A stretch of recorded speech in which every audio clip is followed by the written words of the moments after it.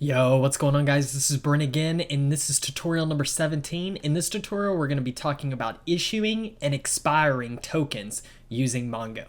So if you watched my last video, you'll know that we left off by creating an API that requires token authentication. The token that we were using was the user._ID,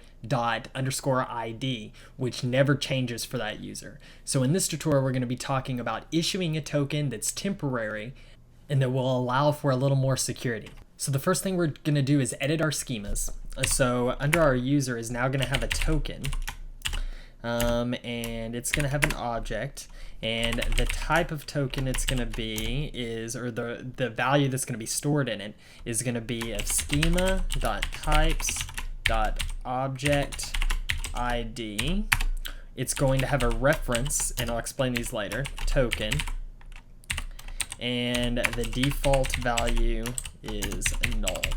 So what we're going to do here is we're going to save an object ID. We're going to create a new schema called a token, and it's going to have a bunch of information, and we're going to save the token's unique identifier to this area. So it's kind of like a join in MySQL, but this is a reference from Mongo database. In order to use schema, we actually have to create a variable, call it schema, and that's going to require mongoose.schema.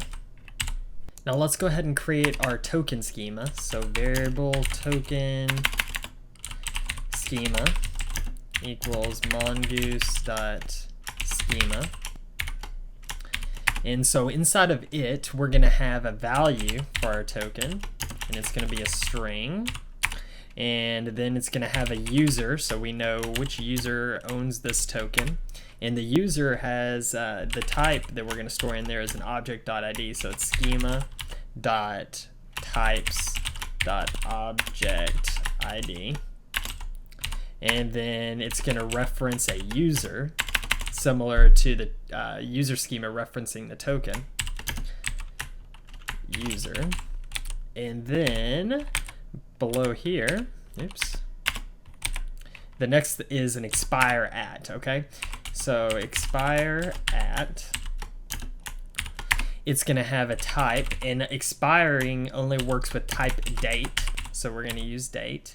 And then we're going to say expires after, I don't know, let's do just 60 for right now for testing purposes, 60 seconds, so that's 1 minute. And then default is date.now,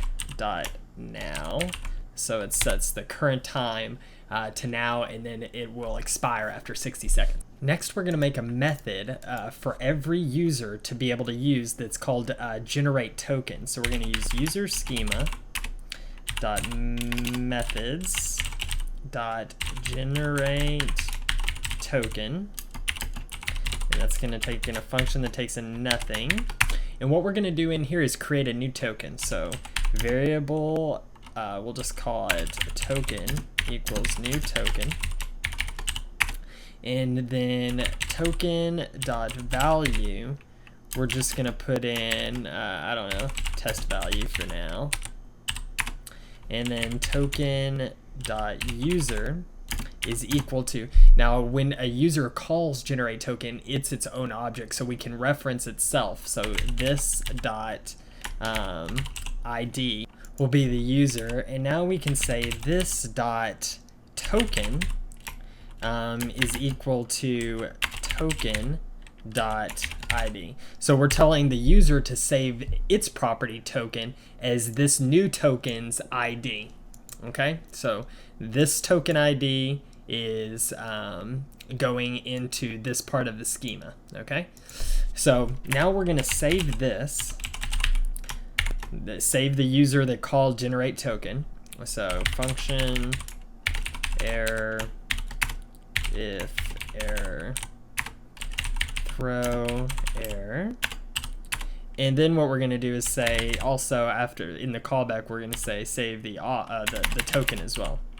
So token.save function error, if error, throw error. So let's save that, pretty it up a little bit. So now in order to reference these tokens and users, we actually need to create a module called their name. So I'm actually going to do a var user equals mongoose.model, and then we're going to call it user, and we're going to use the user schema. Then I'm going to copy that, and we're going to make a new one called token. So we'll just make the adjustments here.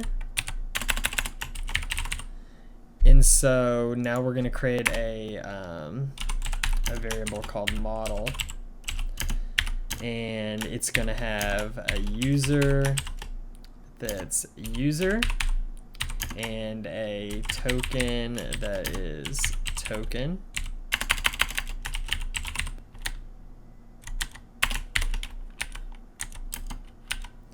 And then instead of exporting this, we'll just export models. And then we'll have to do some adjusting on our other files. So in Passport.js, instead of it requiring just this, it would be .user. We'll save that. So now let's go to our secure routes.js file, and we're going to try to attempt to write something to test our schemas. So we're going to create a new variable called user, and that's going to require models user, and then it's user, and then we'll copy that, and this one will be token. Same over here. Next, we're going to create two new routes. I guess they can be done here. So router.get, and it's going to be /get token. This will be how we issue a token. Function request response, and we'll put how to do it in here. And then the next one is router.get. We'll just do something so we can test token, and then function request response. And so now we just got to fill these in. So this is an example of what a token object would look like in our database right now. It has a value. This would be the actual token. This would be the ID of the object in the database, the token object in the database, an expire time. And then we have this user here, which is basically just another ID. We can't really do anything with that unless we queried the user using this user ID.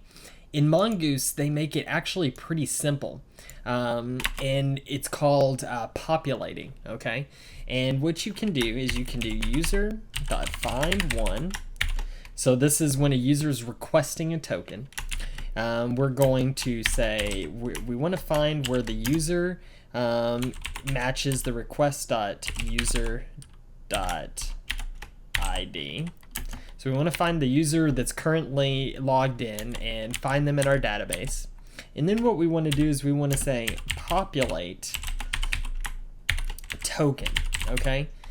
So what this is going to do, if we go back to our models here, we're finding this user, and then what we're telling Mongoose to do is look for the token in our data in a separate database that matches this ID and populate this with all that data, okay? So let's go back, if I can find it here. Where was I? In our secure. So we're going to populate the user's token value with all of its data, all the token data. And then we're going to say execute, and it takes in it's a function that has an error and then the user that it finds. So now we can say if user.token equals null, then user.generate token, and then redirect them, res.redirect to test token.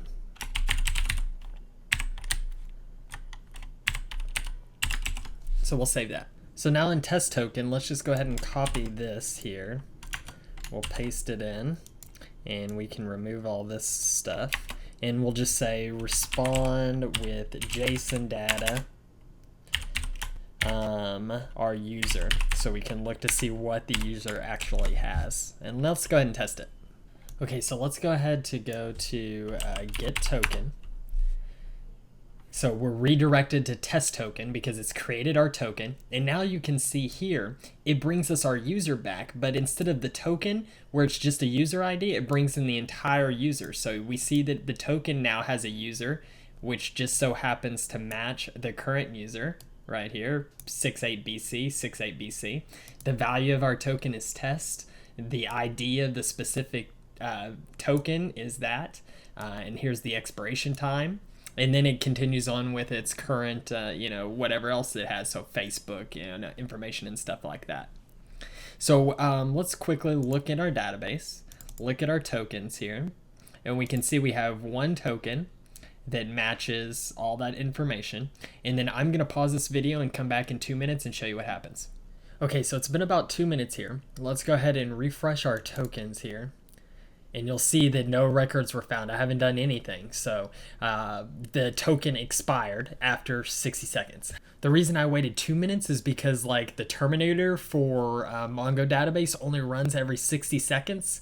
So there's a chance that you could catch it on the tail end of that.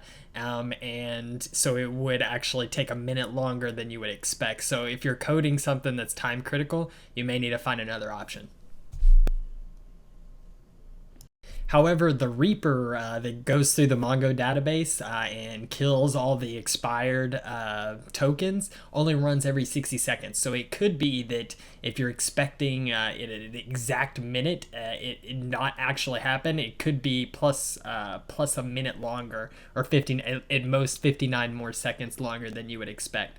But if you're talking about expiring a token over the course of a couple days, you shouldn't have any kind of problems. So let's request one more token here, and let's just double check here. We have currently the token that we just actually expired is still up. So 8153 was the ID of that last token. So let's do a 8153 get token. And actually the new token that was issued is 8154. And we can go ahead and look at this token in our database, and we'll see that the 8154, the user is 68BC. Let's look in our user database here, and 68BC, so that token is for this user. So I've done a little adjusting here. I've taken, instead of the test token, I've made it redirect to profile, and then when they get to the profile, it does the exact same thing, populates a token and sends the user, the one with the actual token, to the EJS file.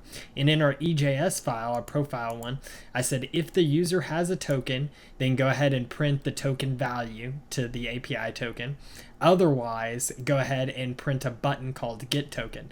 So let's go ahead and test. So let's go ahead and refresh this page. The user doesn't have a token, and we can double check that in our tokens in our database. There's no tokens here. The user has an ID for a token. Let's see. Has an ID for the token, but when it queries using that populate, it finds that there's no token by that name, so the value is null when it populates with the user. So when we click get token, we get a brand new token with the test value in there. We can look in our database.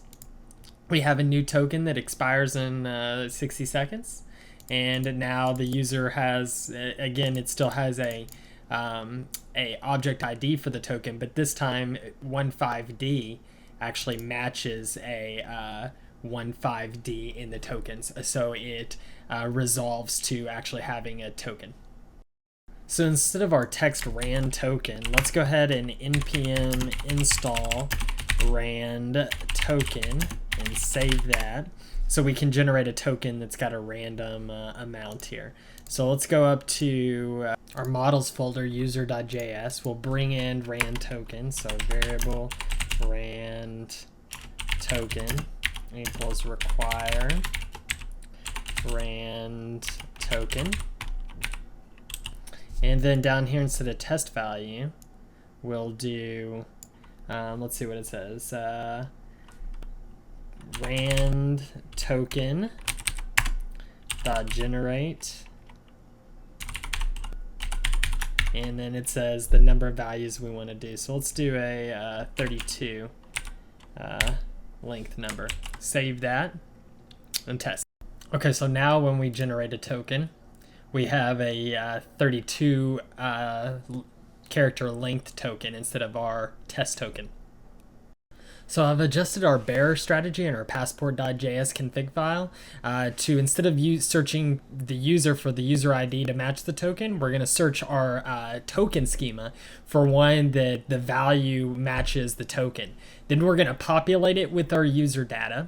And then if there is one, we'll return the token.user.